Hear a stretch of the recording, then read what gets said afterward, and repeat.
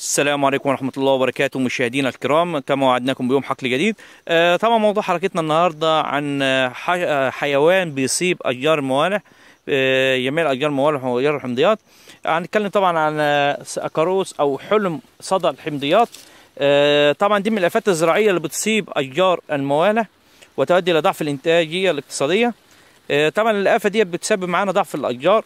طبعا في حالة ضعف الأشجار بتكون معانا بجذب بعض الحشرات الى الاشجار، قد تكون بقى حشريه او بكتيريه او فطريه او غيرها.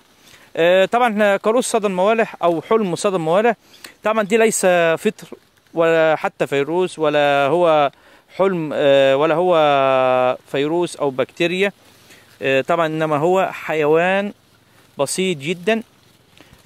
طبعا بيصيب افات الحمضيات في اماكن تواجدها، يعني بيكون متواجد في اماكن انتشار الحمضيات بكافة أنواعها. طبعا وصف حلم صدى الموالح: حلم صدى الموالح هو حيوان صغير جدا طبعا تماما كباقي أفراد فصيلته وباقي أنواع الحلم. طبعا هنا بيبلغ طول الحيوان حوالي 150 ميكروم. طبعا هنا لا يمكن رؤيته بالعين المجردة، لابد من وجود ميكروسكوب لكي نراه. طبعا دورة حياته بيستمر حياة حلم صدى الحمضيات تكاثر طوال العام، وهو من الآفات سريعة التكاثر. طبعا بيستغرق الجيل الواحد حوالي من 20 ل 24 يوم في الشتاء، أما في الصيف بتقل طبعا الأيام، بيكون فترة الجيل بتكون أقل من هذا. وطبعا بتوصل شراسته في ارتفاع درجات الحرارة، فوقات ارتفاع درجة الحرارة طبعا بتبقى في شهر أغسطس يونيو وديسمبر. طبعا هنا احنا هنحاول نتكلم عن وصف الحيوان. طبعا اللي هو طبعا بتضع الأنثى حوالي من 8 ل 28 بيضة على الأوراق الموالح. طبعا بتكون على الأوراق أو الأغصان أو الثمار، وبعد عدة أيام طبعا بيقفز البيض، تخرج يرقات ثم تتحول إلى حوريات. طبعا تبدأ الحوريات عملها ولا تسلك سلوك صناعات الأنفاق أو الحفرات. يعني إيه؟ يعني هنا هي مش مثل صناعات الأنفاق او مثل حفرات الانفاق اللي هي بتحفر او بتعمل انفاق داخل الاوراق، انما هي بتقوم بدور او سلك اسلوب ايه؟ مص العصاره. طبعا بتقوم بعمليه مص العصاره نباتيه، وطبعا بتنسلخ الى عده انسلاخات الحريات. طبعا بتاخد معنا عمر اول وعمر ثاني ثم حيوان كامل. تتبع خطوره حلم صدى الحمضيات في حاجاته انه يضعف الشجر، بيكون معنا بعمليه اضعاف للشجره مكان الإصابة. طبعا الشجرة المصابة بهذا الحلم أو هذا الحيوان بتكون ضعيفة جدا. طبعا لما تكون ضعيفة جدا بتجذب معانا عدد من الآفات الأخرى بتكون معانا بالتغلب على الأشجار، كمثل حشرة البق الدقيقي وذبابة الفاكهة. طبعا هنا أضرار هذا الحيوان على الأشجار الموالح بضر حوالي من 50 ل 70% من الإنتاج، اللي هو هنا طبعا الشجر المصابه او الاراضي المصابه طبعا بكل انتاجها من حوالي 50 ل 70%. طبعا الاصابه هنا بتاتي من الحيوان الكامل بكل اطواره، حوريه وحلم ماشي. بيمتص الحيوان محتويات طبقه القشره زي ما احنا واخدين بالنا، هنا بيكون بامتصاص هنا طبقه القشره للثمار، فبتتلون معانا هنا اهو باللون اللي هو لون الصدائي، اللون المحمر باين معانا اهو. هحاول اوضح لحضراتكم زي ما انتم شايفين هنا اهو. طبعا انا جاشت بايديا طبعا شويه هنا اهو. دي هنا منظر الاصابه بتاعته على الثمره. طبعا بيصيب معانا البرتقال بتبقى الاصابه صدائيه، اللي هو الصدى المحمر زي ما احنا شايفين. طبعا في الليمون طبعا بيكون الشريط فضي. طبعا احنا بعد الاخوه المذيعين بيقولوا عليها شريطه. طبعا هي دي الشريطه، هي مش شريطه، هي عباره عن اكاروس او حيوان صدى الموالح او صدى الحمضيات. طبعا هنا بيكون طبعا في اثناء الاصابه الشديده طبعا بتكون معايا الحبايه ديت متغلفه بالكامل. طبعا هنا بيحصل معايا تشقيق للثمار.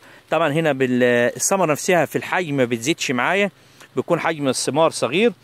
وساعات برضك ممكن الثمره معايا تسود او يحصل فيها عمليه اعفان.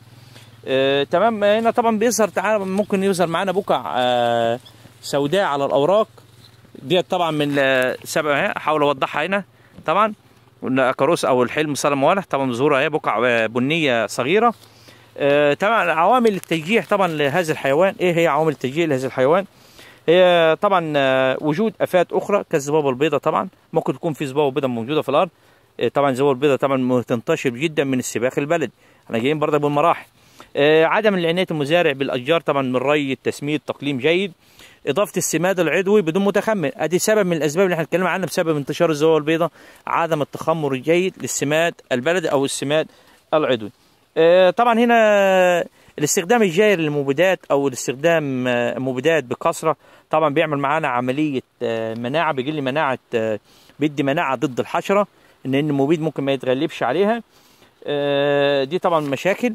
طبعا هنا في عندنا مكافحه وقائيه. ايه هي المكافحه الوقائيه؟ هنتكلم عنها، اللي انا ممكن ما اوصلش لرش او مرحله العلاج او المكافحه العلاجيه، اللي هو العنايه التامه بحاله الاشجار من حيث الري، التسميد الجيد، عدم الزياده او المغالاه في الري، التقليم الشتوي يكون تقليم جيد، تاني حاجه التسميد المتوازن بالعناصر الكبرى والعناصر الصغرى، استخدام الاسمده البلديه او السماد العضوي يكون متخمر، تمام، فتره طبعا لا تقل عن 6 شهور لو انا مستعجل، يعني لو مستعجل يعني منزلهم لا يقل عن 6 شهور او 5 شهور، تمام. كل ما زادت الفتره كل ما كانت ايه افضل طبعا.